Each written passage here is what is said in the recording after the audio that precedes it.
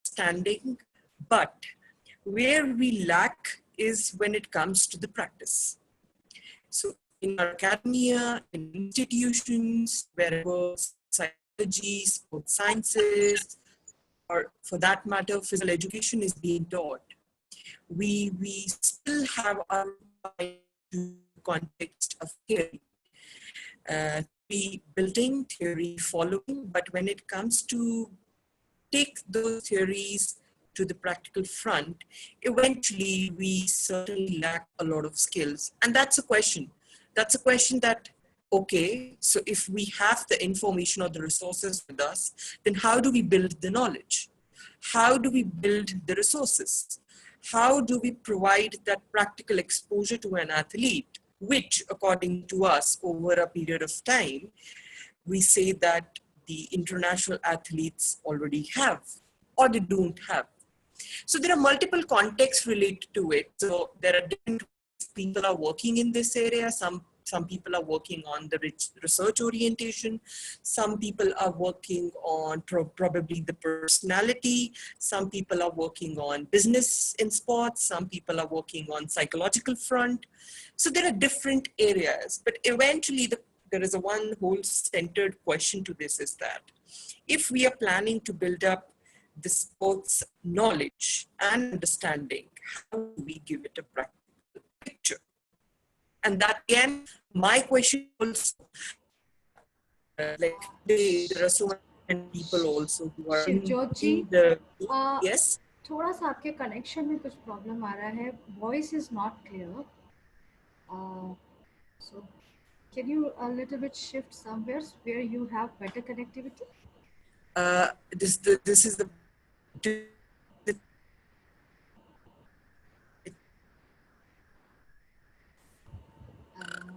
Still we are not able to hear you very clearly. It's breaking. Your voice is breaking. Let me check again.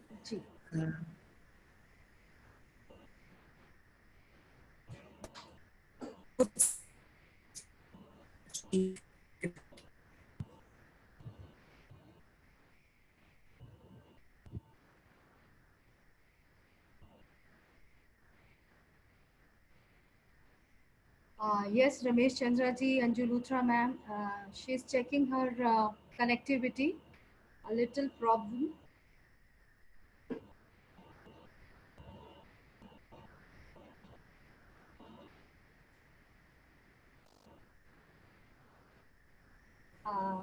Shivjot ji, आप अपने आप को unmute करिए. Maybe we can hear you better.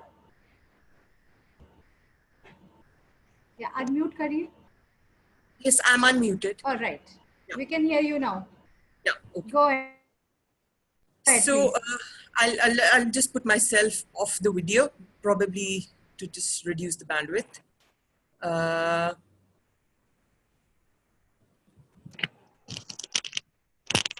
Okay, so as I was discussing about this, let's just proceed to the slides and to the further context.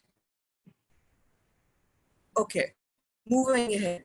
So we all know that there are various rules and regulations that have been developing over the period of time in context of how sports fraternity should function in one way or the other. And to the best of our capacities, we are trying to meet those ends. And however, there is one very basic factor which actually intrudes me and which I'm really interested is in the context of Olympism. When we talk about Olympism, it comes more of as a subjective experience, which an athlete or the sports fraternity feels over a period of time. But how are we actually working in terms of fulfilling the the goals of Olympism? That's the number one question. Because if we see the Olympism Charter, the goals that are mentioned there, or what Olympism actually reflects on, are more related to the the human activity, the human interaction within the fraternity, within the federation, which talks about athletes' discipline, athletes' well-being, It talks about the support Olympic movement. It talks about more of building the theory knowledge. So how do we fulfill those kind of goals? As you see on the screen, these are fundamental principles of Olympism that have highlighted over the period of time. And again, what we see here is there is a discussion about goals. There is this discussion about enjoying the rights and the freedoms, enjoying the recognition, and creating a sense of compatibility, creating equality. So how do we fulfill these basic necessities of being? Can please somebody mute themselves if I can?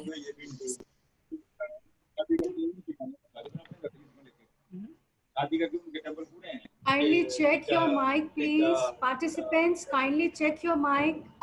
Mute your mic, please. So as I move ahead, there are three core values that are being reflected again, which are excellence, respect, and friendship. So these are the three core values on which the whole Olympism concept is based upon.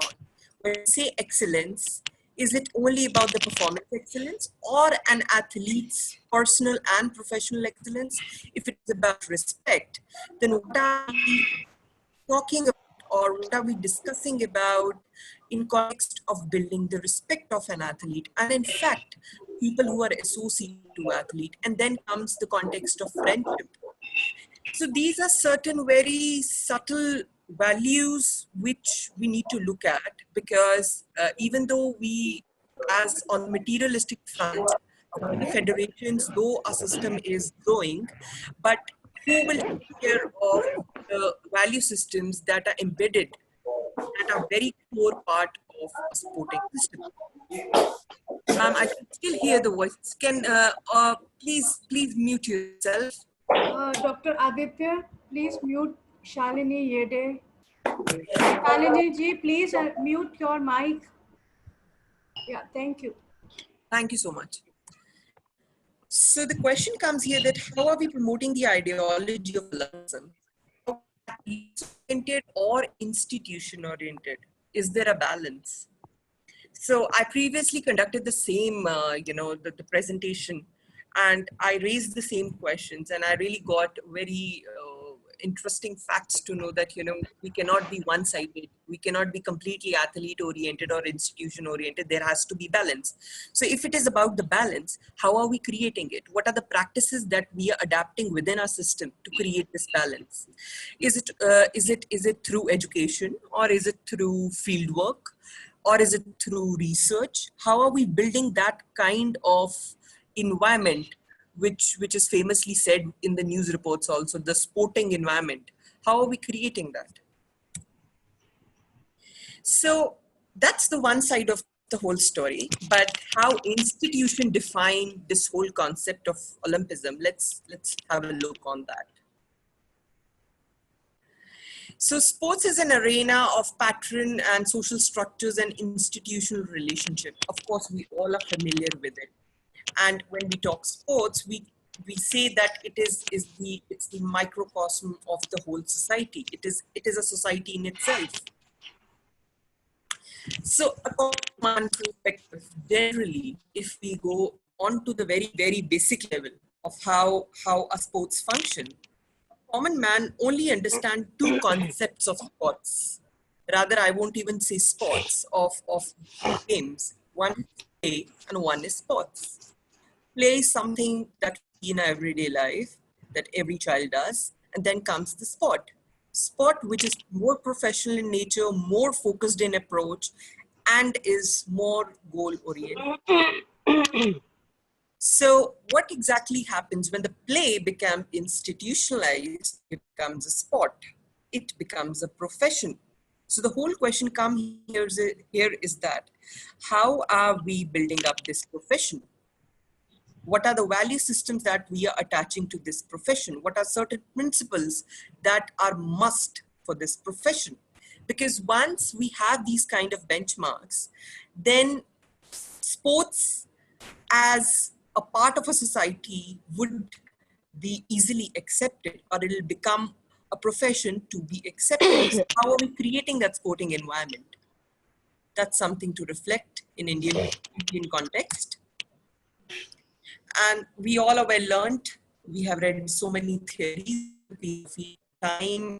So the theoretical outlook gives us a completely contrasting picture, where it talks about the scientific studies, where it talks about the need and the development of social system. And as you can see, I have already, cited a few renowned people at this present, at this slide. We need no introduction to this. This is something that we already have in hand. So the question rises here is that how are we bringing these textual practices on the field front? So the two ways it is happening is, number one, the commercialization. So the business and the marketing of sports is actually doing it. They are bringing the business practices into real front. Sports is progressing in terms of, in terms of creating a huge big market. Performance enhancement approach, athletes are actually coming up with it. But what about the middle federations, organizations that are working with both? Please mute.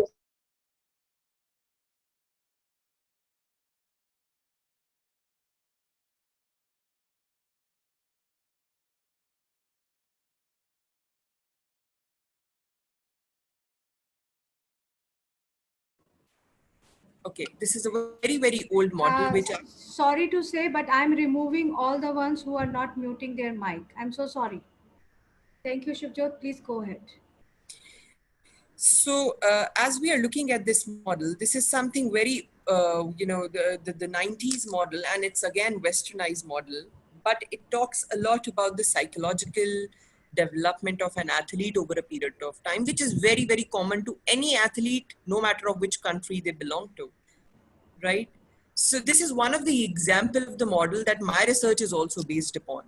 And I'm looking into the context of the internal and the external environment of athlete that plays a major role to develop certain sort of a training system or a training program, right? Which actually helps them within their own particular setting. So what I want to say here is that, are we creating our own product? That's what I want to say. That are we creating our own space of research? Are we creating our own space of knowledge building?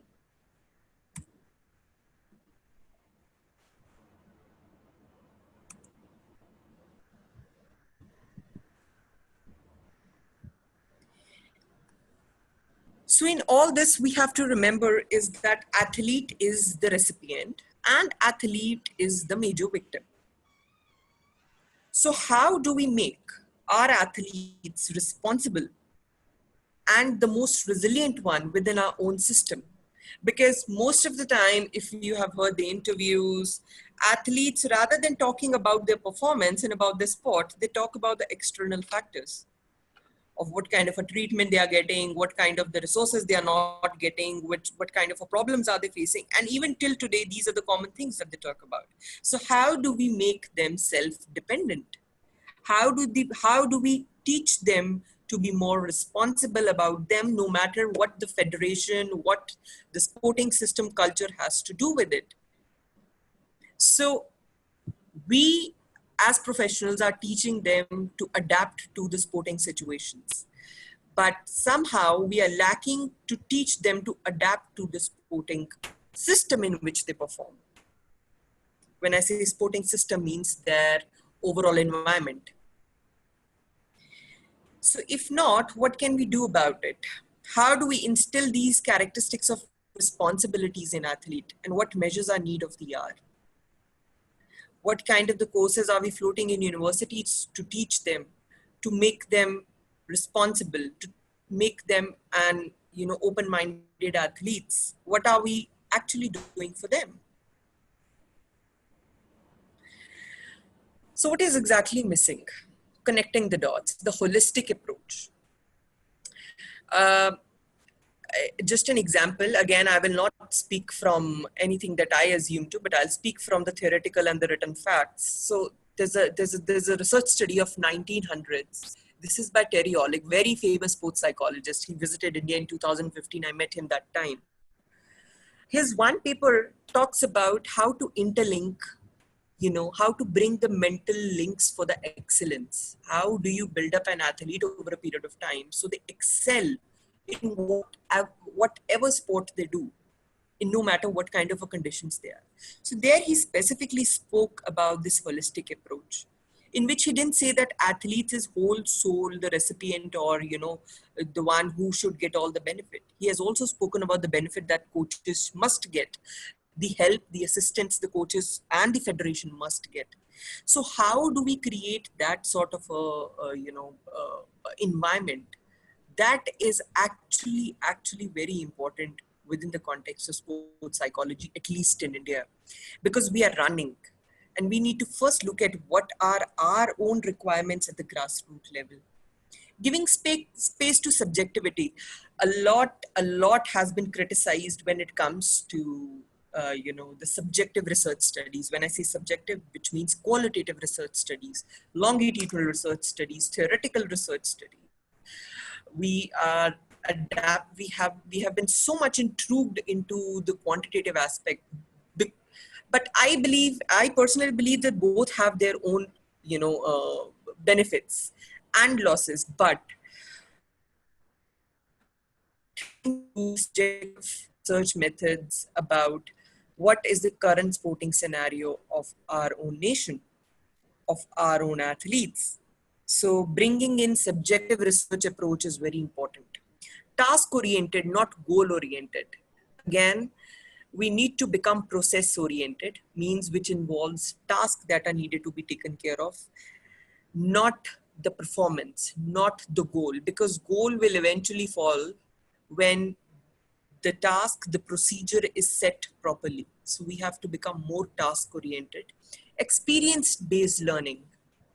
Learning within the field, not about the technical or the tactical skills, but also about the sporting system, having a sufficient sport knowledge, having sufficient understanding of what kind of a sport they play, what kind of opportunities are attached to their sport. So there is a career transition if an athlete wants to transit in the future to a different career.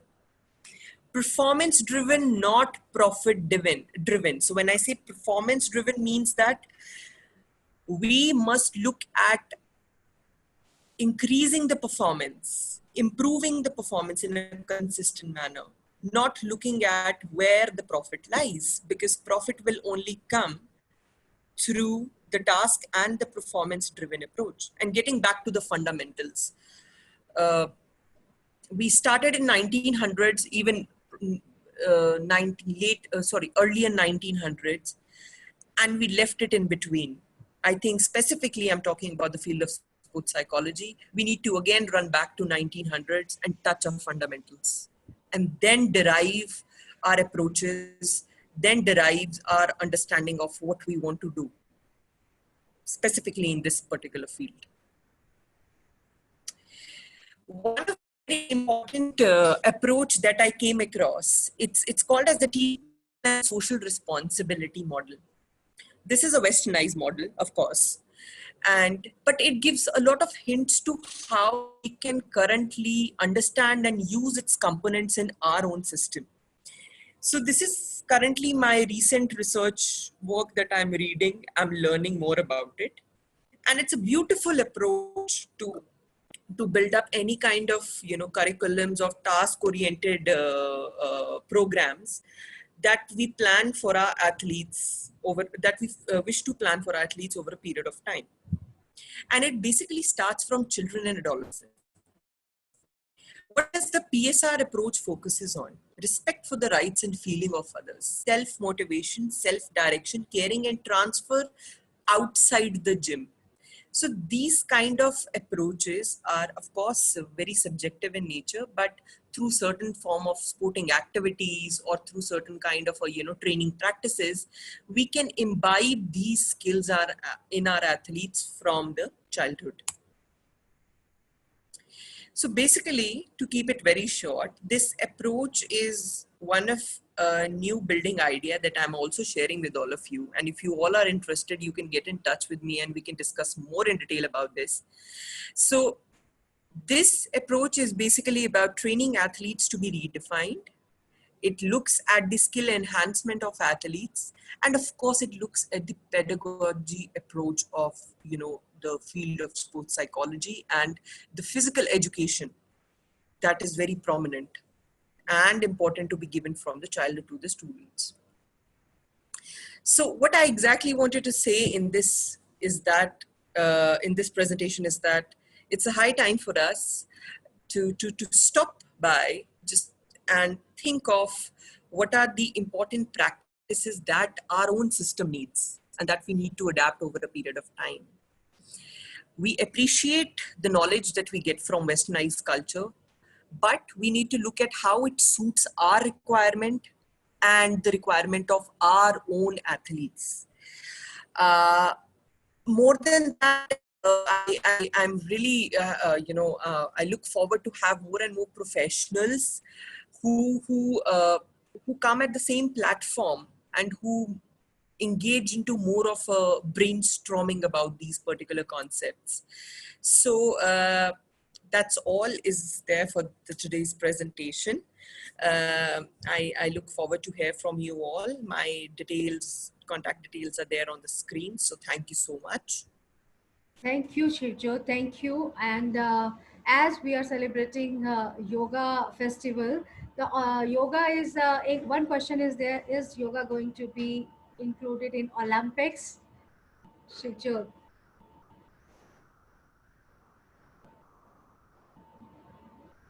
Shivjot, unmute yourself, please.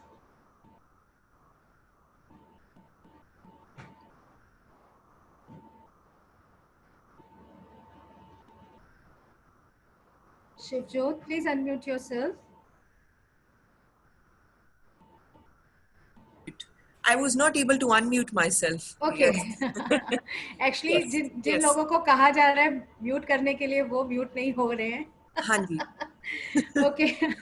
So question was, is yoga going to be the part in Olympics? Are they going to adopt the Olympic yoga also in the Olympics? We have the substitute of yoga, that's gymnastics.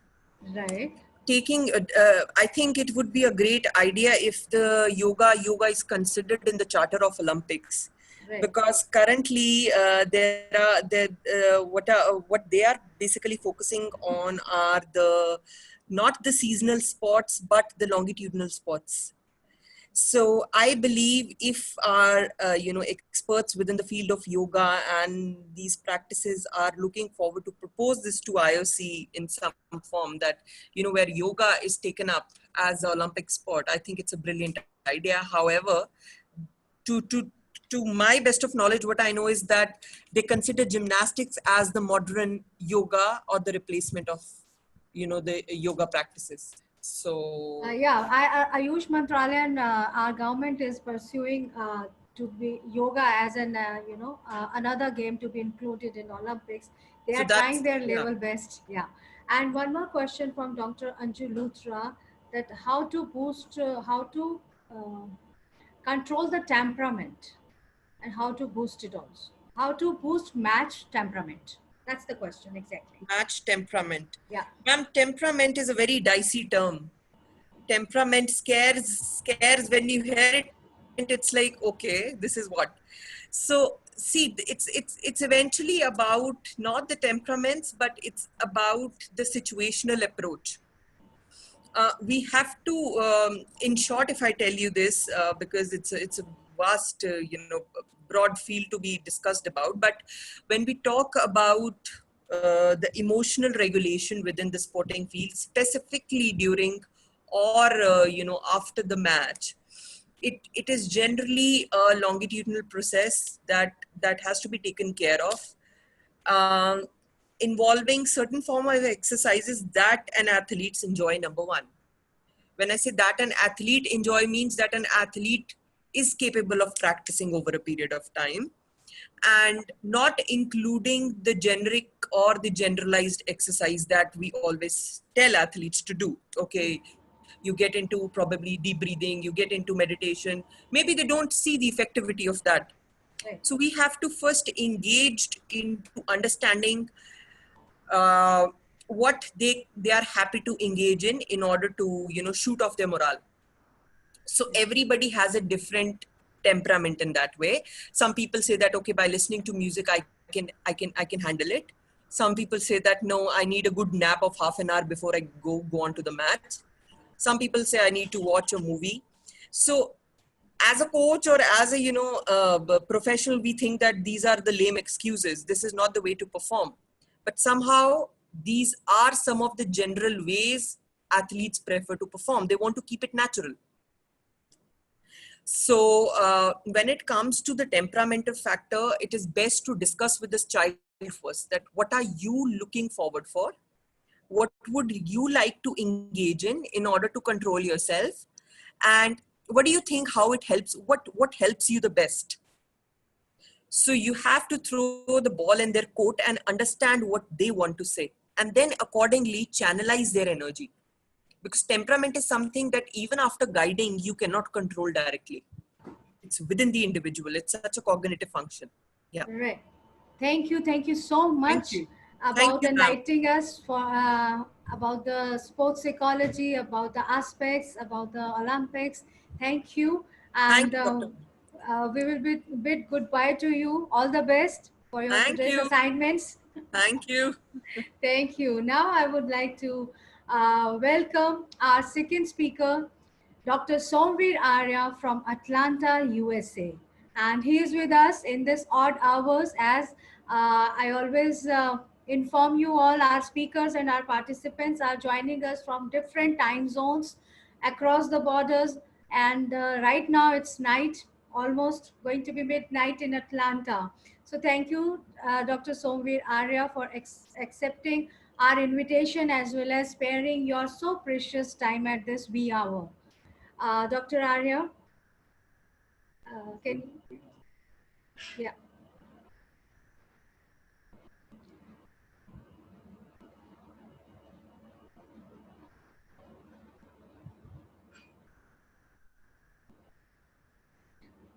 Uh,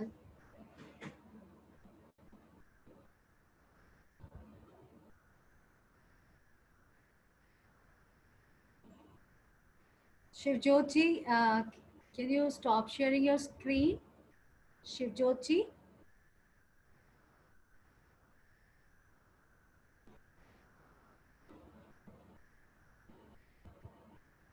Shivjoti? Yeah.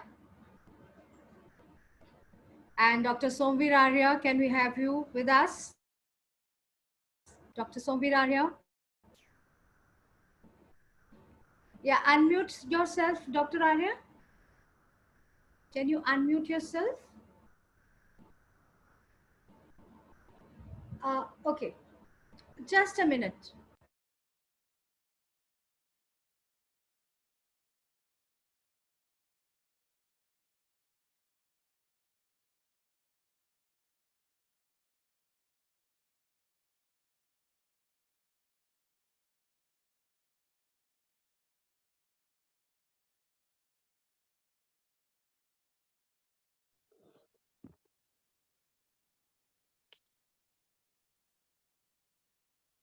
Yes, ma'am.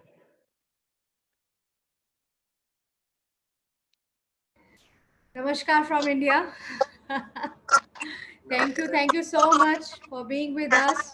And I'm always very excited whenever someone speaks about the Karma Yoga and the Bhakti Yoga. Thank you. And floor is all yours. Thank you so much ma'am. सबसे पहले धन्यवाद करना चाहूंगा Deshbandhu college का और ma'am का, principal sir का, doctor Vikram ji का, कि मुझे प्लेटफॉर्म दिया और मुझे भक्ति योग बताने का मौका आपने दिया. इसके लिए बहुत बहुत धन्यवाद आपका.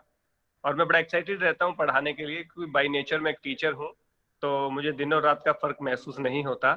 तो मैं बहुत एक्साइटमेंट रहती है मुझे पढ़ाने के लिए. Thank you so much platform का मुझे एनर्जी आती है जब मुझे कोई प्लेटफॉर्म है, जैसे आपने कहा कि अभी प्लेटफॉर्म आपका है, आप आइए, तो मुझे अच्छा लगता है। और मुझे जितना नॉलेज है, जितना मैं आपके साथ शेयर कर सकता हूँ, तो सभी को मेरी तरफ से नमस्ते। और भक्ति योग क्या है, इसके विषय में जानने का प्रयास करेंगे। भक्ति का अर्थ क्या है, भक्ति योग की परिभाषा क्या है, भक्ति योग किस टाइप का योग है, भक्ति के प्रकार क्या है, भक्त के प्रकार क्या है, आदि विषयों को जानने का प्रयास इस व्याख्यान के माध्यम से हम सब करेंगे। तो सबसे पहले इंट्रोडक्शन शुरू करते हैं कि भक्ति योग क्या है। देखिए, योग के अनेकों मार्ग हैं। जैसे हम कहते हैं कि मुझे योग करना है, या मैं योग करना चाहती हूँ, मैं योग करना चाहता हूँ, तो योग का कौन सा ऐसा मार्ग है जिसमें मैं जल्दी सफलता प्राप्त करूं, या मैं जिसमें जल्दी मार्ग मेरा प्रशस्त हो और मैं मुक्ति को, समाधि को, आदि को प्राप्त हूं। तो ऐसे अनेकों मार्ग जब व्यक्ति खोजता है तो जिज्ञासा उत्पन्न होती है कि कौन सा मार्ग सही है, भक्ति का मार्ग सही है कि ज्ञान मार्ग सही है, कि कर्म योग सही है, कि अष्टांग योग सही है, हठ योग सही है, सांख्य सही है, श्रद्धा त्रय सही है, राजयोग सही है, तंत्र योग सही है, मंत्र योग सही है। तो किस प्रकार का योग मैं अपनाऊं जिससे कि मुझे मुक्ति प्राप्त हो, और कौन सा मार्ग ऐसा है जो सरल भी है, सहज भी है, और जिसपे जल्दी भगवत प्राप्ति की कामना हम कर सकते हैं। तो अनेकों विचार साधक के मन में उठते हैं। तो उनमें मैं अनेकों जो योग मार्ग हैं जिसकी हमने चर्चा की, सबसे सरल यदि मैं बात कहूं, सबसे सुगम यदि मैं बात करूं, तो भक्ति योग का स्थान वहां पे आता है। Bhakti yoga one of the most easiest way to the मुक्ति। यदि मुक्ति प्राप्त करने का सबसे आसान यदि आप कोई रास्ता देखना चाहते हैं, मानना चाहते हैं, तो भक्ति योग है। भक्ति योग में क्या करना होता है, भक्ति में क्या हम केवल मूर्ति के आगे बैठ करके भक्ति करते हैं, या किसी तस्वीर के सामने बैठ करके हम भक्ति करते रहते हैं, या भक्ति का क्या स्वरूप है, उसको विस्तार से इस व्याख्यान के माध्यम से जानेंगे। भक्ति, जैसा मैंने बताया कि सबसे सरल मार्गों में से एक है। भक्ति भज सेवायाम धातु में किन प्रत्यय लगने से भक्ति बनता है। भक्ति जो शब्द है उसकी उत्पत्ति भज सेवायाम धातु में किन प्रत्यय लगने से बनता है। उसका अर्थ क्या होता है, उसका अर्थ है सेवा, पूजा, उपासना, संगतिकरण आदि इसका अर्थ होता है कि किसी की सेवा करना, किसी की अच्छे व्यक्ति की संगति करना, किसी की उपासना करना, किसी की पूजा करना। इसका भक्ति जो शब्द है इसका अर्थ होता है। और जो योग शब्द है, योग का अर्थ समाधि से लिया गया है। जो युज समाधो जो धातु है, युज समाधो का अर्थ होता है समाधि। समाधि अर्थात मुक्ति, मुक्ति अर्थात जीवन मरण के बंधन से जब व्यक्ति मुक्त हो जाता है उसे हम समाधि कहते हैं, या मोक्ष कहते हैं, या कैवल्य अवस्था कहते हैं। जब संपूर्ण दुखों से छूट करके पूर्ण रूप से मुक्ति को व्यक्ति प्राप्त हो जाता है, वो मुक्ति यानी कैवल्य यानी कि समाधि यानी कि मोक्ष की अवस्था कहलाती है। तो भक्ति जो मार्ग है वो मुक्ति का जो मार्ग है, यानी कि सेवा, उपासना, पूजा, संगतिकरण आदि करके हम मुक्त होना चाहते हैं, ये उसका मार्ग है। तो भक्ति की परिभाषा और योग की परिभाषा अलग अलग को जोड़ करके हमने देखा कि सेवा, पूजा, उपासना, संगतिकरण आदि से मुक्त हो जाना, इस जीवन मरण के बंधन से मुक्त हो जाना, पूरी रूप से सुख को प्राप्त करना और मुक्ति को प्राप्त हो जाना ही भक्ति योग कहलाता है। अब बात आती कि भक्ति, दूसरा प्रेम का पर्यायवाची भी भक्ति को कहा है। तो जिसमें प्रेम की अनन्य प्रेम की पराकाष्ठा हो वो भक्ति योग कहलाता है। तो भक्ति योग की जो डेफिनेशन हमने दी, इसके बाद भक्ति योग को अनेकों विद्वानों ने, अनेकों आचार्यों ने, अनेक जो ग्रंथकार होते हैं उन्होंने अलग अलग इसको कहा है। किसी ने दो प्रकार की मुख्य रूप से कहा है, हेतु की और अहेतु की इसको कहा है। वहीं कुछ विद्वानों ने इसको परा और अपरा भक्ति को जोड़ करके बताया है। तो हम परा और अपरा भक्ति से इसको समझने का प्रयास करेंगे।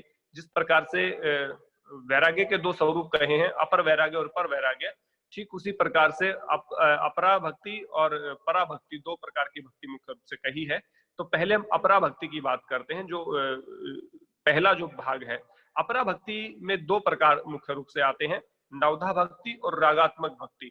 तो पहले रागात्मक भक्ति को जान लेते हैं, उसके बाद नवधा भक्ति को जानेंगे, और फिर उसके बाद परा भक्ति को जानेंगे। उसके बाद हम जानेंगे कि भक्त के कितने प्रकार हैं, आप किस कैटेगरी में अपने आप को रखते हैं, आप किस प्रकार के भक्त हैं, आप अपने को भी चेक कर सकते हैं अकॉर्डिंग टू गीता।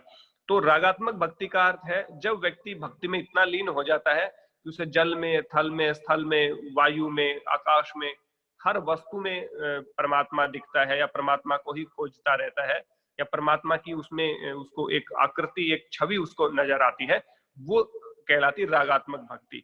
ये अपरा भक्ति का ही एक भाग है। तो इसमें व्यक्ति कहते हैं ना कि जिसको चारों तरफ एक ही चीज दिखाई देती है, तो परमात्मा के अलावा वो कोई दिखता ही नहीं है, तो उसमें इतना राग हो जाता है, इतना रम जाता है वो भक्ति के अंदर कि उसे परमात्मा के अतिरिक्त कुछ दिखाई नहीं देता, सब में वो परमात्मा का ही एक रूप देखने का प्रयास करता है। ऐसी जो भक्ति होती है उसको रागात्मक भक्ति कहते हैं, जिसमें राग हो जाता है, एक पर्टिकुलर परमात्मा के प्रति राग हो जाता है। जिस प्रकार किसी वस्तु के प्रति राग हो सकता है, व्यक्ति के प्रति राग हो सकता है, पदार्थ के प्रति राग हो सकता है, स्थान के प्रति राग हो सकता है हमें, तो ऐसा ही राग परमात्मा के प्रति जो व्यक्ति का हो जाता है तो उसको रागात्मक भक्ति कहते हैं। दूसरा सबसे इंपॉर्टेंट और सबसे प्रचलित जो भक्ति है, अपरा भक्ति का ही जो दूसरा भाग है, उसको कहा नवधा भक्ति। नवधा जैसे शब्द से ही आप समझ रहे हैं, नवधा यानी कि 9 प्रकार की जो भक्ति है, यानी कि भक्ति के 9 प्रकार हैं, वो 9 प्रकारों से जो भक्ति करता है उसको नवधा भक्ति कहते हैं। तो नवधा भक्ति में 9 प्रकार कौन से हैं? सबसे पहले श्रवण, कीर्तन, स्मरण, पाद सेवन, अर्चन, वंदन, दास्य, सख्य और आत्मनिवेदन, ये 9 प्रकार के भक्ति के प्रकार कहे हैं। तो सबसे पहले जानते हैं हम श्रवण जो भक्ति है वो क्या है। जैसे नाम से ही विदित होता है, श्रवण यानी कि सुनना। जब हम अपने गुरुओं से, अपने जो गुरु हैं, जो टीचर हैं, या जो अपने परिवार के जो बड़े सदस्य होते हैं, माता पिता होते हैं, उनसे जब हम परमात्मा के बारे में सुनते हैं, परमात्मा के उनके रूप की चर्चा सुनते हैं, परमात्मा के स्वरूप की चर्चा हम सुनते हैं, परमात्मा के बारे में जो सुनने की चीजें होती हैं, जैसे मैं आपको कोई बात कर रहा हूं तो आप सुन रहे हैं उस बात को, ठीक इसी प्रकार का जब ईश्वर की बातों को कोई कह रहा है, ईश्वर के बारे में कोई वर्णन चल रहा है, उसको सुनना, गुरुओं के उपदेश को सुनना, भक्ति के बारे में जो भगवान के बारे में जो गुरु उपदेश कर रहे हैं उसको सुनना श्रवण भक्ति कहलाती है।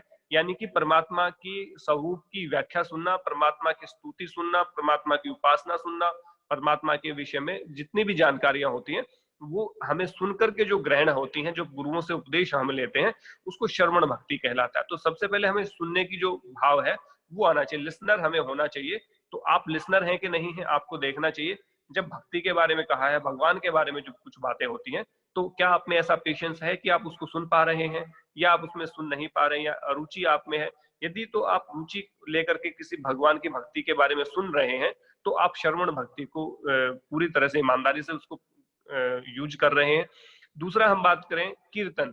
कीर्तन जैसे कि होता गाने से, जब गा करके, जैसे होता है ना, बहुत सारे कीर्तन होता है, माता का कीर्तन है, किसी और चीज का हम कीर्तन करवाते हैं घर में, तो आसपास के पड़ोस के लोगों को, रिश्तेदारों को बुलाते हैं और रात में हम कीर्तन करते हैं। दिन में भी बहुत जगह कीर्तन होता है, तो उसमें भी जो परमात्मा है उसकी महिमा का गुणगान गायन के माध्यम से किया जाता है।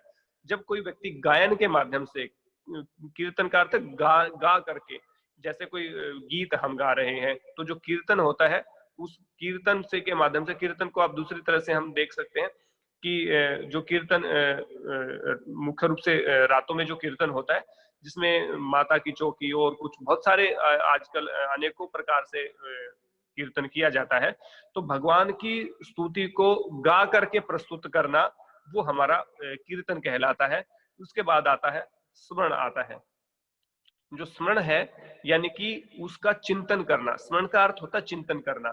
जब व्यक्ति एकांत में बैठता है, ध्यान लगाता है, अपने आप को एकाग्रचित करता है, अपने आप को तटस्थ करता है, अपने आप को ध्यान में परिणित करता है और भगवान का चिंतन करता है। देखिए, भगवान का चिंतन करना चाहिए। आजकल व्यक्ति चिंतन को छोड़ करके चिंता व्यक्ति करते हैं, तो चिंता तो चिता के समान होती है। तो इसलिए चिंता को छोड़ करके जब चिंतन पे हम आते हैं, देखिए किसी बात की आप चिंता करते हैं तो चिंता आपको डिप्रेशन में लेकर के जाती है, लेकिन वहीं आप जब चिंतन करते हैं तो चिंतन आपको समाधान की तरफ प्रेरित करता है, अग्रसर करता है। वहीं चिंता आपको समाधान से दूर लेके जाने का काम करती है। तो इसलिए चिंता को छोड़ करके जब हम चिंतन करते हैं, और चिंतन किसका करना चाहिए? चिंतन जिसका भी आप करेंगे वही समाधान होगा। जब आप परमात्मा का चिंतन कर रहे हैं तो परमात्मा के बारे में आप ज्यादा जानेंगे। परमात्मा क्या है? आत्मा है हम, और वो परमात्मा है। यानी कि हमारी उत्पत्ति का जो कारण है, हमारी इस पूरी सृष्टि का जो पालनहार है, वो परमात्मा को कहा है। तो परमात्मा की जब भक्ति करते हैं, परमात्मा का जब स्मरण करते हैं, तो वो परमात्मा के साथ हम कनेक्ट होते हैं, उसी का चिंतन रहता है, उसी का मनन रहता है। तो जब चिंतन मनन हम करते हैं तो परमात्मा के बारे में और भी जो ज्यादा जानकारियां हैं हमें प्राप्त होती हैं। और जो अंधकार है, जो अविद्या जो है, जो क्लेशों की जो जननी होती है, जो क्लेश होते हैं 5, अविद्या, अस्मिता, राग, द्वेष, अभिनिवेश, इनका जो बेस होता है, वो जो जननी होती है, जो रूट होता है, वो अविद्या होती है। तो अविद्या का कहीं ना कहीं नाश होता है परमात्मा का चिंतन करने से। यदि जड़ पदार्थ का चिंतन हम करेंगे तो हम भी जड़ हो जाएंगे, लेकिन जब हम चेतन का हम चिंतन करते हैं तो परमात्मा चेतन है और बाकी जो चीजें हैं वो जड़ हैं। तो जड़ का चिंतन ना करके परमात्मा का जब चिंतन करते हैं तो कहीं ना कहीं जड़ता हमारे पास से चली जाती है, और जड़ता चली जाएगी तो अविद्या चली जाएगी। जैसे चेतनता हमारे भीतर आती है वैसे ही अविद्या का नाश होकर के विद्या की वृद्धि होती है, और विद्या की वृद्धि के लिए और अविद्या के नाश के लिए हमें सदा तैयार रहना चाहिए। तो उसके लिए चिंतन की आवश्यकता है, ना कि चिंता की आवश्यकता। तो जैसे हम चिंता को छोड़ करके चिंतन पे आते हैं वैसे ही समाधान प्रस्तुत होने लगते हैं हर समस्या के। तो इसलिए जो तीसरा जो नवधा भक्ति का प्रकार है वो स्मरण कहा है, जिसको हम चिंतन कहते हैं। इसके बाद पाद सेवन। पाद सेवन का अर्थ होता है अपने आप को प्रभु के चरणों में अर्पित कर देना। इसको एक दूसरे टर्म में भी हम यूज कर सकते हैं। गीता में भी ईश्वर प्रणिधान की बात की गई है, योग दर्शन में भी ईश्वर प्रणिधान की बात की गई है। ईश्वर प्रणिधान का अर्थ होता है अपने समस्त कर्मों का अर्पण परमात्मा में कर देना, और बिना किसी लौकिक फल की चाह के।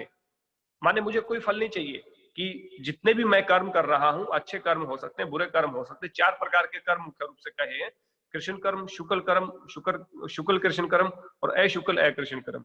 यानी कि पाप कर्म होते हैं उनको कृष्ण कर्म कहते हैं, शुक्ल कर्म होते हैं उनको पुण्य कर्म कहते हैं। कृष्ण शुक्ल जो होते हैं पाप और पुण्य से मिश्रित कर्म होते हैं, यानी कि मिले जुले कर्म होते हैं। वहीं अशुक्ल अकृष्ण की बात करें तो पाप और पुण्य से जो रहित होते हैं उन कर्मों को हम अशुक्ल अकृष्ण कर्म कहते हैं, जो कि योगियों के कर्म होते हैं। और उन सभी कर्मों का समर्पण जो है वो परमात्मा में आप कर देते हैं।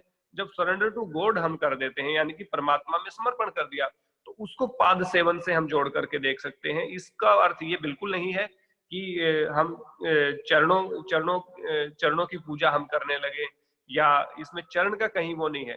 पाद सेवन का अर्थ है कि आप इस भाव से कर्म करें कि मेरे जो सारे कर्म हैं उनका अर्पण मैंने परमात्मा में करना है। तो अर्पण जब आप करते हैं तो आप झुक करके अर्पण करते हैं, तो झुकने का जो भाव सीधा सा है वो पैरों से लिया गया है। तो इसलिए यहाँ पे जो पाद सेवन है वो अपने समस्त कर्मों का अर्पण परमात्मा में करना है, उसको उसकी न्याय व्यवस्था में रखना है, क्योंकि उसकी न्याय व्यवस्था बहुत अच्छी है। कोई पार्शलिटी नहीं है, कोई कॉन्फ्लिक्ट ऑफ इंटरेस्ट नहीं है वहां पे जितना निष्पक्ष परमात्मा की न्याय व्यवस्था है उतनी अन्य कहीं की किसी की नहीं है। तो इसलिए अपने समस्त कर्मों का अर्पण जब हम कर देते हैं परमात्मा में, वो हमारा कहलाता पाद सेवन, जिसको हम पाद सेवन कहते हैं। लेकिन उसको योग दर्शन की भाषा में कहें, गीता की भाषा में कहें, तो वो ईश्वर प्रणिधान कहलाता है। पाद सेवन के बाद आता है अर्चन। अब अर्चन बहुत अच्छा शब्द है। अर्चन से का अर्थ होता है पूजा करना, अर्चना करना यानी कि पूजा करना। अब पूजा के भी 2 कंसेप्ट यहाँ पे चले हुए हैं। एक मूर्ति की पूजा होती है जिसको हम कहते हैं, एक उसके निराकार होती है। एक साकार भगवान की पूजा हम करते हैं जिसको मूर्ति पूजा कहते हैं। एक निराकार की हम पूजा करते हैं जिसमें कोई आकार नहीं है, लेकिन हम निराकार परमात्मा की भी पूजा कर रहे हैं, अर्चना। तो अर्चना से बहुत सारे लोगों को ये मिसकंसेप्शन हो जाते हैं कि अर्चना का अर्थ तो सीधा सीधा मूर्ति से है। मूर्ति का देखिए, अर्चना का अर्थ है पूजा करना। तो पूजा किसकी हम करते हैं? पूजा देखिए, आप इस एग्जाम्पल कैसे लीजिए, आपके घर में बड़े हैं, आपके माता पिता हैं या गुरु हैं, तो कहते हैं कि गुरु की तो हम पूजा करते हैं यहाँ पे। तो गुरु की पूजा का अर्थ ये थोड़ी ना होता कि हम थाल लेकर के उसके आगे ऐसे ऐसे घुमाते हैं, वो पूजा नहीं होती। पूजा का अर्थ होता है उसकी बहुत हम रिस्पेक्ट करते हैं और उनके बताए मार्ग पर चलने का काम करते हैं। तो एक तरह से कहते हैं उनकी यहाँ पे पूजा होती है। बहुत बड़ा रिस्पेक्ट किसी का करना, उसके बताए मार्ग पे चलना, उसकी शिक्षाओं का अनुकरण करना, उसकी बातों को इम्प्लीमेंट करना अपनी लाइफ में, व्यवहारिक दृष्टिकोण से उनको लागू करना ही उसकी असली पूजा होती है, ना कि केवल मूर्ति के आगे पूजा करना इसमें अर्चन कहलाता है। तो अर्चन का अर्थ तो होता है पूजा। पूजा कहते हैं ना कि घर में जब जिस घर में देवी की पूजा होती है, या जिस घर में बेटियों की पूजा होती है, या जिस घर में महिलाओं की पूजा होती है, जिसमें कहना यत्र पूज्यस्ते नारी तु रमन्ते तत्र देवता, जहाँ पे नारियों की पूजा होती है वहां देवता भी निवास करते हैं। तो इसका अर्थ क्या, हम वहां पे जो महिलाएं होती हैं घर की, उनकी तस्वीर तो नहीं लगाते, उसकी तस्वीर लगा के तो उसका अर्चन नहीं करते, पूजा नहीं करते, या जो साक्षात जो जीवित महिला है उसकी हम पूजा थोड़ी करते हैं। पूजा का अर्थ है कि उसकी इज्जत करना, उसकी रिस्पेक्ट करना, उसको एक प्राइम उसमें रखना अपने, यानी कि उसको प्रथम दृष्टिकोण में रखना, प्रथम उसमें रखना, उसकी पूजा कहलाती है। तो यहाँ पे यत्र पूज्यस्ते नार्यन्तु रमन्ते तत्र देवता की जो बात है वो भी हम इसमें इंक्लूड कर सकते हैं। तो पूजा का अर्थ केवल मूर्ति पूजा नहीं है, पूजा का अर्थ है उसकी रिस्पेक्ट करना, उसके बताए मार्ग पे चलना, उसकी शिक्षाओं का अनुकरण करना, अपने जीवन में उसको आत्मसात करना अर्चन कहलाता है। तो अर्चन के बाद वंदन आता है। अब वंदन क्या है? वंदन का अर्थ है किसी की स्तुति करना। स्तुति, आप इसको वंदन से एक बात आप देख सकते हैं, हम सभी स्कूलों में पढ़े हैं तो प्रेयर होती है। स्कूल में जब हम जाते हैं तो सबसे पहले प्रेयर होती है। तो बहुत सारी प्रेयर आपने सुनी होंगी। आपको जब भी अपने स्कूल की कोई प्रेयर याद आती है या कहीं सुनते होंगे तो आपको स्कूल टाइम में आप चले जाते हैं। तो सबसे पहले कक्षा आरंभ करने से पहले हम योग की बात करें तो योग की जो कक्षा होती है, योग क्लास आरंभ करने से पहले हम कोई ना कोई मंत्र पाठ करते हैं, यानी कि भगवान की वंदना करते हैं, वंदन करते हैं, उसकी स्तुति करते हैं। तो किसी चीज का की स्तुति करना, यानी कि किसी चीज का वंदन, वंदन जो होता है, वंदना होती है किसी की स्तुति करना, यानी कि उसके गुणों का बखान करना। लेकिन जो कीर्तन है, तो आप कहेंगे कि कीर्तन भी तो वही चीज है। कीर्तन को गायन शैली में होता है, ये बोल करके होता है। वंदन करना कहते हैं हम आपका वंदन करते हैं, अभिनंदन करते हैं, कि आपका स्वागत करते हैं। तो सबसे पहली जो शुरुआत हम करते हैं स्तुति से करते हैं। जैसे कि आप अग्निहोत्र करते हैं तो उसमें जो अग्निहोत्र में भी हम करते हैं ईश्वर स्तुति उपासना उपासना के 8 मंत्रों का पाठ जब हम करते हैं विश्वानी देव के साथ। तो जब हम स्तुति, कोई भी कार्य शुरू करने से पहले उसकी स्तुति करते हैं, उनकी वंदना करते हैं, उसके बारे में उसकी जो क्वालिटीज हैं उस क्वालिटीज को हम बोल करके, उन क्वालिटीज को दूसरों को बता करके हम काम शुरू करते हैं। तो जैसे ही कहते हैं, जितने भी हम प्रेयर करते हैं तो वो प्रेयर इसीलिए होती है, परमात्मा के गुणों का बखान उस प्रेयर में होता है, और तब जाकर के विद्या आरंभ करते हैं, ऐसे योग कक्षा का आरंभ करते हैं। तो जो अर्चन के बाद जो वंदन आता है, वंदन इसका यही इसका भाग है। वंदन के बाद हम बात करें पाद सेवन, अर्चन, वंदन, उसके बाद दास्य जो भाव है। देखिए, परमात्मा के प्रति दास्य भाव आपको रखना है। स्वामित्व का भाव किसे आप देंगे? परमात्मा को, क्योंकि वो भी वैसे भी परम है, श्रेष्ठ है, इसलिए हम उसको ऊंचा स्थान देते हैं। और हम अपने आप को दास्य, यानी कि एक नौकर की तरह, एक उसको सेवक की तरह होते हैं। परमात्मा का की सेवा करने का मौका मिले, परमात्मा की सेवा भाव में हम हैं। वैसे तो हम परमात्मा की सेवा कुछ नहीं कर सकते, लेकिन उसके प्रति दास्य का भाव, यानी कि उसके प्रति एक आप कहें कि जो याचक होता है, हम याचक हैं, क्योंकि सब प्रकृति परमात्मा ही सब कुछ प्रदान करने वाला है। तो उसके प्रति एक याचक का जो भाव होता है वो दास्य भक्ति कहलाती है। इसके बाद कहा गया है कि सख्य। अब कहेंगे कि दास्य है तो सख्य क्यों है? देखिए, परमात्मा को हम बात करते हैं, तू शब्द कहाँ पे प्रयोग होता है? हम सबको, अपने से बड़ों को आप कहते हैं, लेकिन तू हम उनको कहते हैं जिनके साथ हम प्रेम रखते हैं या जिनके साथ ज्यादा अटैचमेंट होती है। जैसे मैं अपनी माँ को तू कह के संबोधित करता हूँ, लेकिन अपने पिताजी को मैं आप कहता हूँ। उनके प्रति रिस्पेक्ट है, इसका मतलब ये नहीं कि रिस्पेक्ट माँ के प्रति नहीं है, माँ के प्रति भी रिस्पेक्ट है, लेकिन उनके साथ ज्यादा क्लोजनेस है, प्रेम ज्यादा है। तो रिस्पेक्ट के साथ प्रेम ज्यादा जहाँ पे हो जाता है, वहां पे आप मित्रता का भाव आ जाता है, तो वहां पे तू शब्द का प्रयोग होता है। जैसे हम यार दोस्तों को तू कहते हैं, तो ठीक उसी प्रकार जब हम परमात्मा को कहते हैं, हे परमात्मा तेरा ही आसरा, हे परमात्मा तू ही ऐसा करेगा, जो तू शब्द है वो ज्यादा क्लोजनेस को दिखाता है, यानी कि आप ज्यादा क्लोज हो किसी चीज के। और आप है वो रिस्पेक्ट के साथ थोड़ी सी दूरी दिखाता है, यानी कि रिस्पेक्ट है और एक डिस्टेंस जो मेंटेन है वो करते हैं। जैसे फादर के साथ हम डिस्टेंस मेंटेन करते हैं, क्योंकि फादर के साथ जो डिस्टेंस है वो मेंटेन करना इसलिए भी जरूरी है, क्योंकि थप्पड़ का जो एरिया होता है वो 3 फीट 4 फीट तो होता ही है, तो इसलिए भी सोशल डिस्टेंसिंग बहुत जरूरी होती है। लेकिन माँ इस तरह का नहीं करती है, तो इसलिए माँ के साथ सोशल डिस्टेंसिंग नहीं रखते। तो माँ के साथ प्रेम ज्यादा है तो ज्यादा तू रखते, तो आप में थोड़ी सी जो दूरी बनी रहती है वो हम पिताजी के प्रति करते हैं। ये बस एक जोक है, एक नॉर्मल मैंने कहा। तो जब मित्रता का जब भाव होता है तो हम ज्यादा क्लोज होते हैं। देखिए, मित्र को हम सारी चीजें बता सकते हैं, अपनी प्रॉब्लम शेयर कर सकते हैं, अपनी समस्या को अच्छे से बता सकते हैं। तो जो परमात्मा के साथ हम अपनी मित्रता रखें कि हमारी ये प्रॉब्लम है, तो एक मित्रता का भाव, एक सख्य भाव, यानी कि जिस प्रकार से अर्जुन और कृष्ण का जो भाव था वो सख्य था, यानी कि वो एक दूसरे के दोस्त भी थे।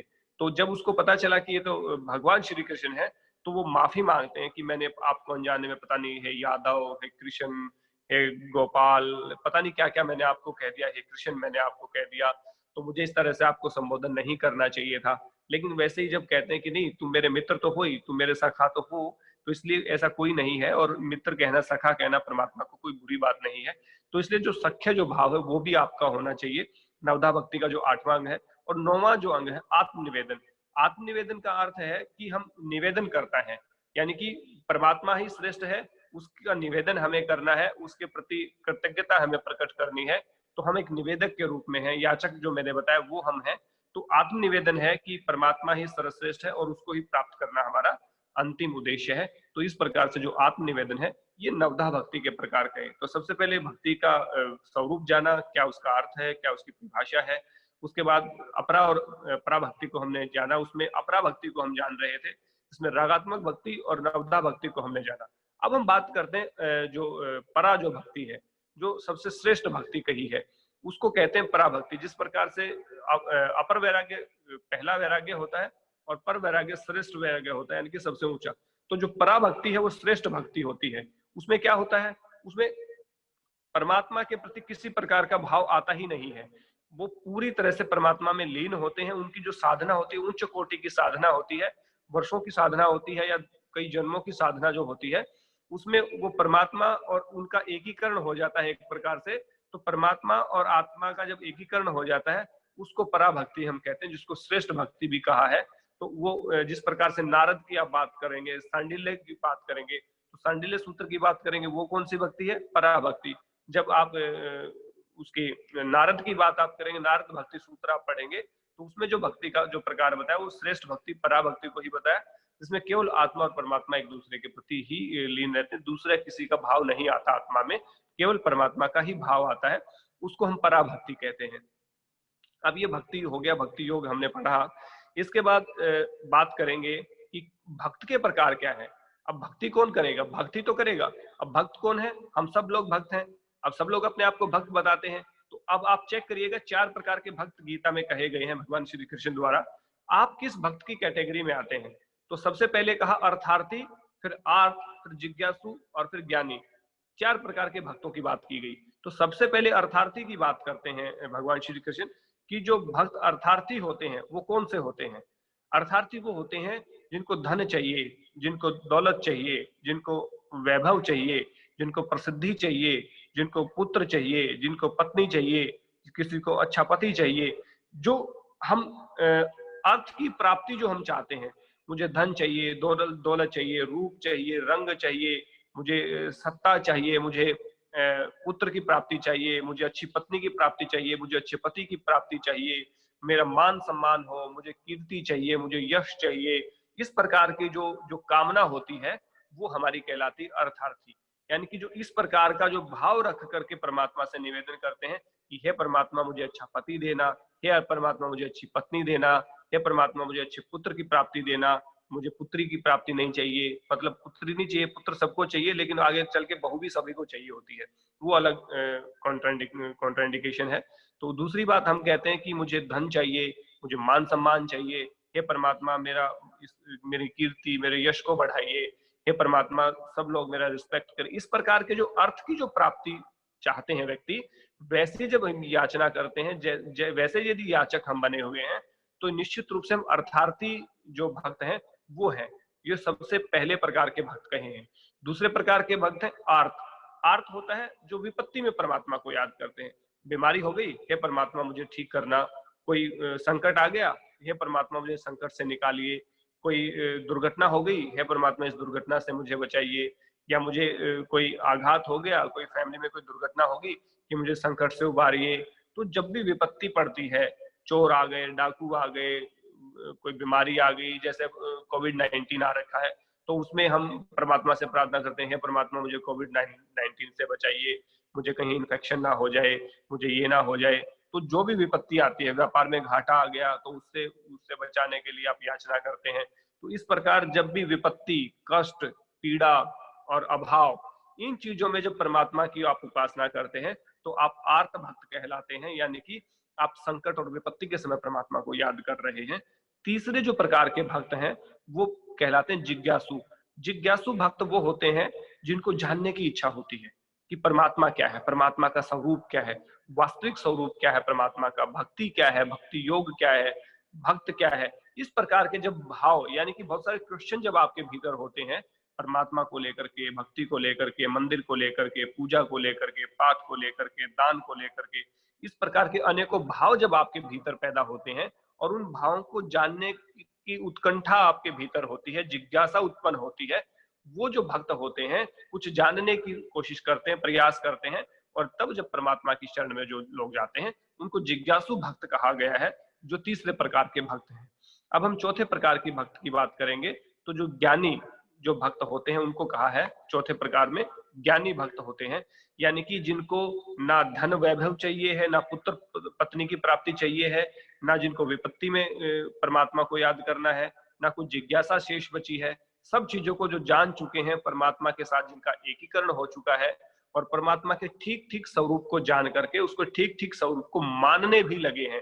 तो देखिए यहाँ पे जानना जरूरी नहीं है, यहाँ पे जानना तो तीसरी कैटेगरी में है। जिज्ञासा जब होती है, जिज्ञासु जब हम होते हैं, तब तक आप जान सकते हैं कोई बात, लेकिन जब जान चुके हैं तो उसको मानना होता है। मैं हमेशा एक बात कहता हूं, जिस प्रकार मीठा मीठा कहने से मुंह मीठा नहीं होता, उसके लिए मीठा पदार्थ खाना पड़ता है, जब जाकर के मुंह मीठा होता है। ठीक उसी प्रकार भक्ति भक्ति कहने से भक्ति योग नहीं होता, उसके लिए भक्ति को इम्प्लीमेंट करना पड़ता है। और जब जिज्ञासाएं शांत हो जाती हैं तो, और आप उन जिज्ञासाओं को शांत करके उसको लागू कर देते हैं, इम्प्लीमेंटेशन अपनी लाइफ में कर देते हैं, आत्म साक्षात्कार कर लेते हैं, तब वो ज्ञानी भक्त कहलाता है। तो अब बात कहेंगे कि चारों में से आप कौन से भक्त हैं?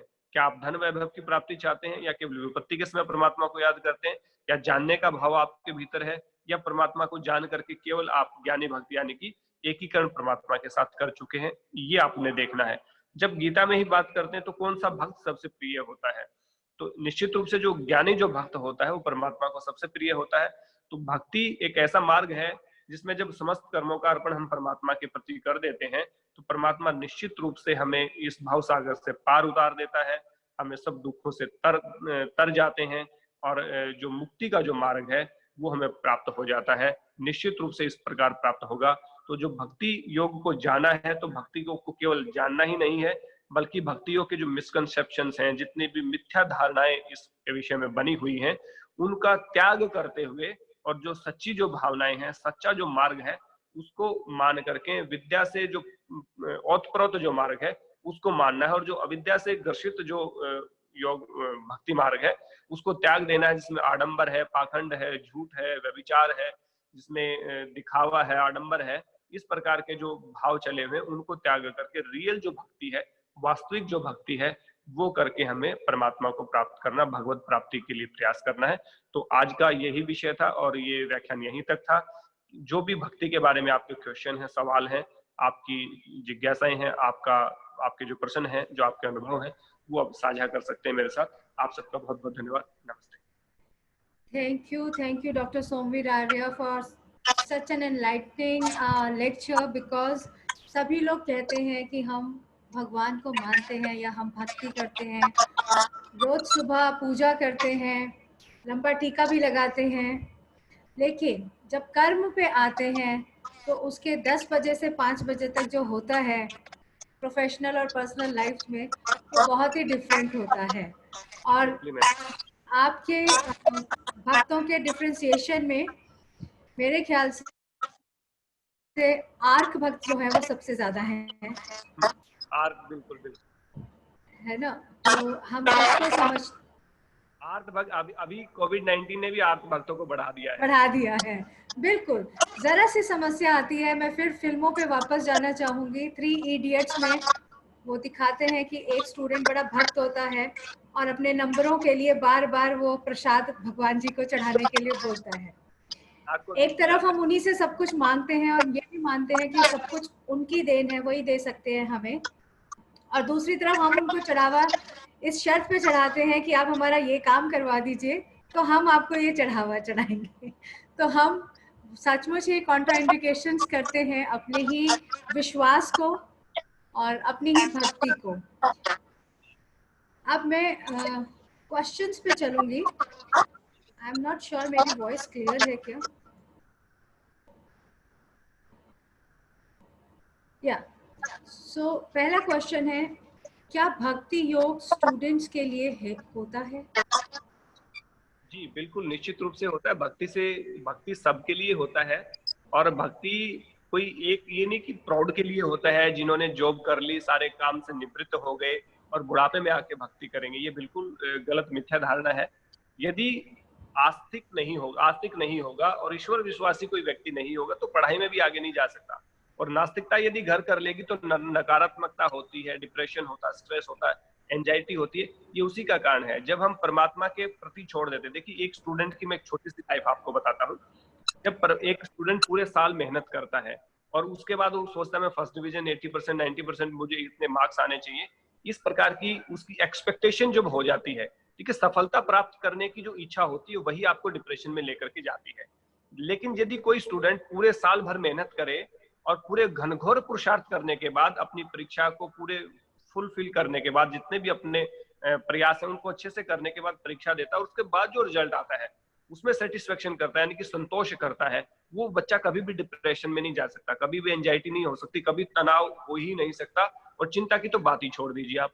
तो स्टूडेंट के लिए तो मोस्ट इंपॉर्टेंट है। एक स्टूडेंट को 10 नंबर कम आ जाए तो डिप्रेशन में चला जाता है, लेकिन यदि वही ईश्वर विश्वासी है, सरेंडर टू गॉड करता है कि पूरे साल की मेहनत की और उसके बाद रिजल्ट पे छोड़ दिया, क्या पता आपसे ज्यादा किसी ने मेहनत की हो, क्या पता आपकी मेहनत में उसमें एग्जाम को करने में आपको कहीं कमी रही हो, तो अवलोकन नहीं करते लेकिन डिप्रेशन में जरूर चले जाते हैं। तो स्टूडेंट के लिए तो मोस्ट इंपॉर्टेंट है भक्ति योग। बिल्कुल सही कहा। और सभी स्टूडेंट्स के लिए हमारा मैसेज भी यही है कि सिलेक्टेड स्टडी ना करें, कंप्लीट स्टडी करें और फिर उसको अवलोकन करें कि उन्होंने कितनी मेहनत की। अगला क्वेश्चन है, क्वेश्चन था डॉक्टर मुस्तफा नवीन किरमानी से। कैन और how yoga help reduce negative attention और prejudice और behavior? जी बहुत अच्छा सवाल है। नेगेटिव एटीट्यूड कि क्या नकारात्मकता को योग दूर कर सकता है और कैसे कर सकता है, बहुत अच्छा सवाल है। देखिए योग को समझने के लिए, जैसे थोड़ी देर पहले आप कह रहे थे कि ओलंपिक में योग को शामिल करना चाहिए, तो अब जब योग को शामिल करना तो किस को शामिल करेंगे? भक्ति योग को, ज्ञान योग को, कर्म योग को, संन्यास को, हठ योग को, किस योग को शामिल करेंगे? वहां पे क्या आसन की बात थी, आपका जो कहने का जो भाव था केवल आसन, कॉम्पिटिटिव आसन।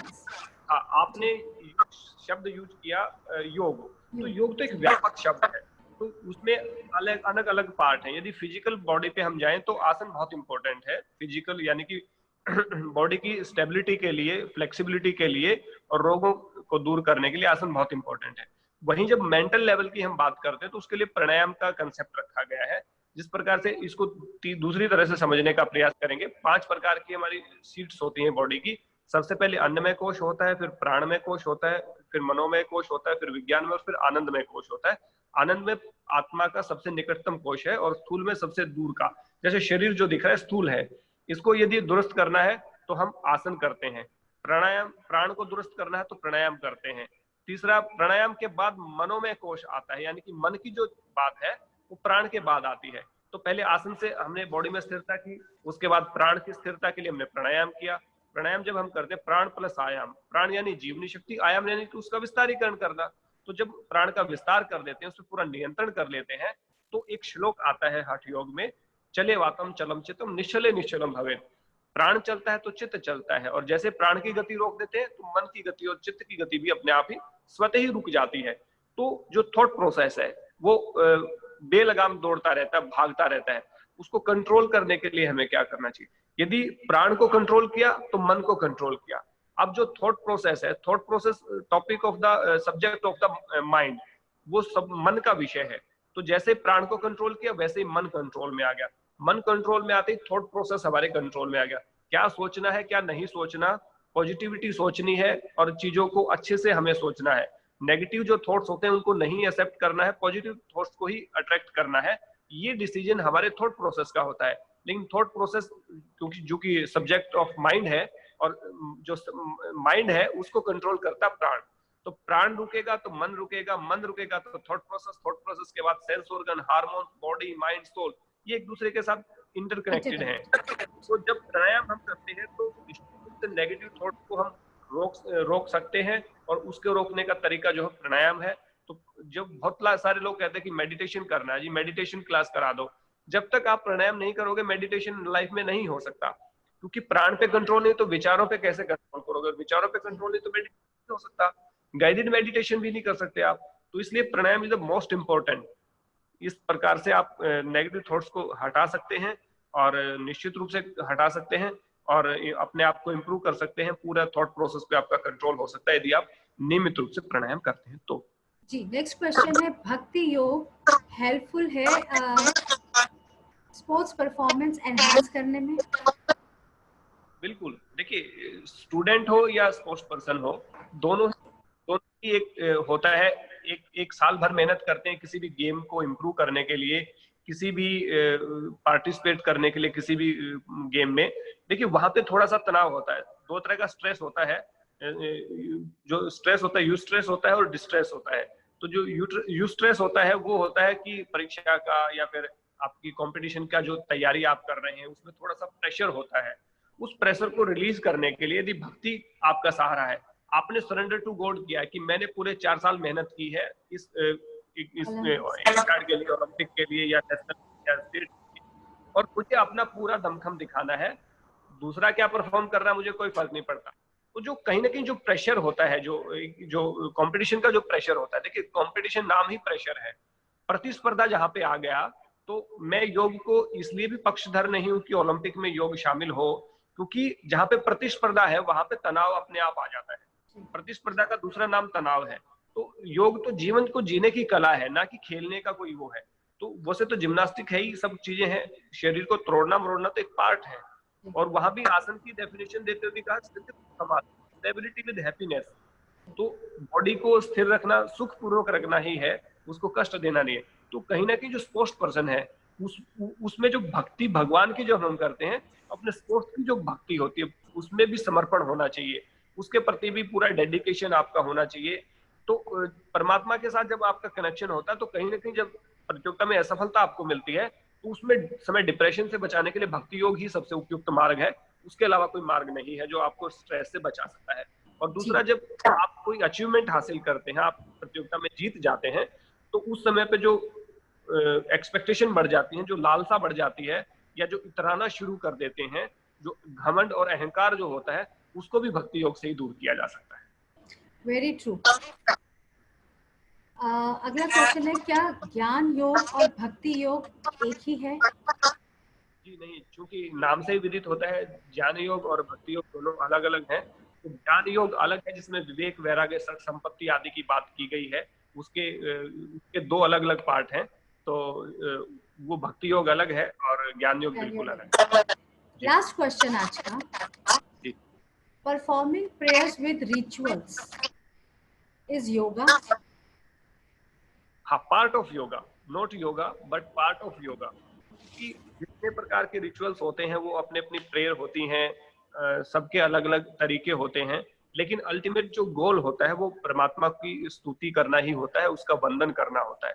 तो जो प्रेयर है वो पार्ट ऑफ वंदन है। वंदन जो भक्ति है, वंदन भक्ति है, स्तुति आप उसको कह सकते हैं, तो पार्ट हो सकता है, पर्टिकुलर वो नहीं। जिस प्रकार से आसन को आप योग नहीं कह सकते कंप्लीट, बट आसन पार्ट ऑफ द योग है, नॉट ए योग, पार्ट ऑफ योग है। तो उसी प्रकार जो वंदन है, जो प्रेयर है, वो पार्ट ऑफ भक्ति योग है, ना कि पूरा योग है। जी जी, बहुत बहुत धन्यवाद आपके इतने अच्छे व्याख्यान के लिए। और मैं डॉक्टर राजेंद्र लाल को इनवाइट करना चाहूंगी to propose a vote of thanks. Thank you.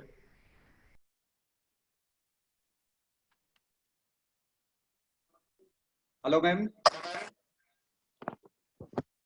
Am I audible? Yeah, you are audible. Please go ahead. Okay. Namaste. Good morning, Pranam, and good mornings to one and all. I deem it a great honor and privilege to propose the vote of thanks on today's wonderful session. First and foremost, we extend to our thanks to Ms. Shivjot Gill, sports psychologist, mental preparation strategist, who very kindly accepted our humble request to grace today's morning session and talked about a very interesting topic, creating sense of responsibility in sports person. Responsible sports person recognize that the many choices they get to make and the actions they ultimately take either set them for the success, they mild or mediocrity, or doom them to failure. Not only do they recognize their vast array of available choices, they own their choices and their consequences. We are grateful for the time and the effort you took to share your thoughts and experience with us. We may not remember everything you said, but we will remember how special you made us feel today. Thank you very much for being with us. इसी क्रम में मैं धन्यवाद करता हूं आज के वक्ता रहे doctor Singh Somveer Arya ji, teachers of Indian culture and yoga, Atlanta, United States of America, जिन्होंने अपने सार गर्भित उद्बोधन से, अपने शोधनिष्ठ बच्चों से हम सबको उपकृत किया। आपने आज अपना अमूल्य समय निकालकर इस कार्यक्रम को सफल बनाया। आपका विषय था भक्ति, प्रेम और ईश्वर के प्रति निष्ठा, सृष्टि के प्रति निष्ठा, सभी प्राणियों के प्रति सम्मान और उनका संरक्षण। भक्ति योग का मार्ग में अपने उद्देश्यों की ओर सीधा और सुरक्षित पहुंचा देता है।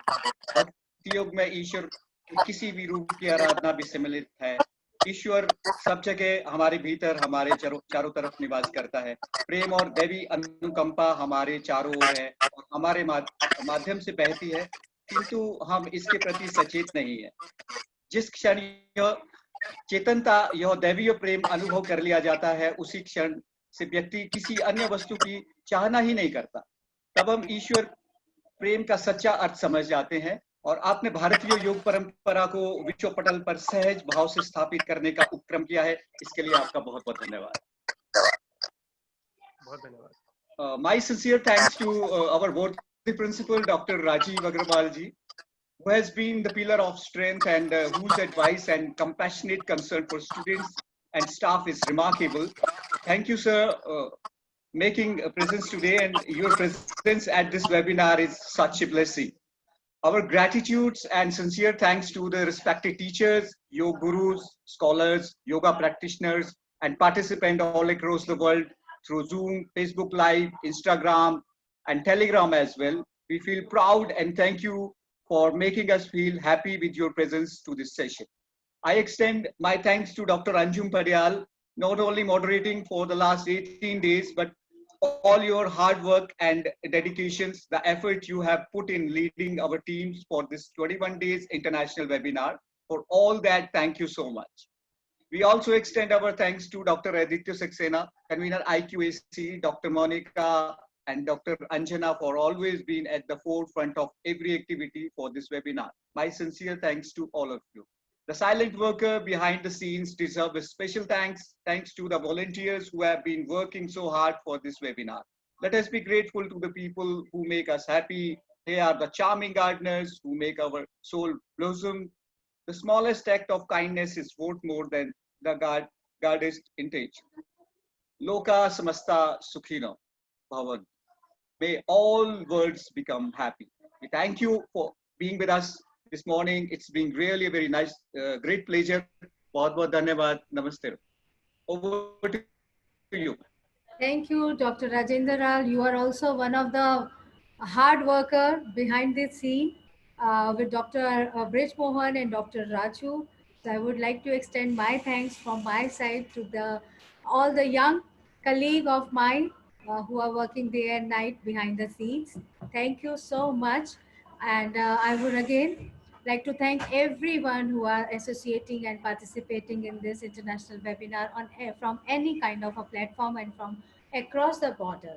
Thank you. God bless us all. Tomorrow we will be having another 2 speakers with us, Dr. Seema Kaushik, and that tomorrow is going to be second last day. And this journey, ये ज्ञान गंगा का प्रवाह वैसे तो बहता ही रहेगा, लेकिन हमारे लिए कल second last day होगा.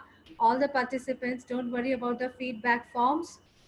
हम थोड़ा सा different feedback लेंगे. हम सब जानना चाहेंगे हमारे सभी speakers के बारे में. आप लोग अपनी एक छोटी सी वीडियो बनाकर हमें submit कर सकते हैं.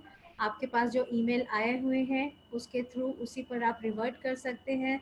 That is going to be the feedback for us. We are not having any feedback form because just asking few questions cannot give us a feedback where we have 32 eminent speakers with different aspects of yoga. So you are free to give us a feedback either in writing or in video form. The way you like, we will accept it. Thank you one and all, and see you tomorrow. God bless us all. Thank you.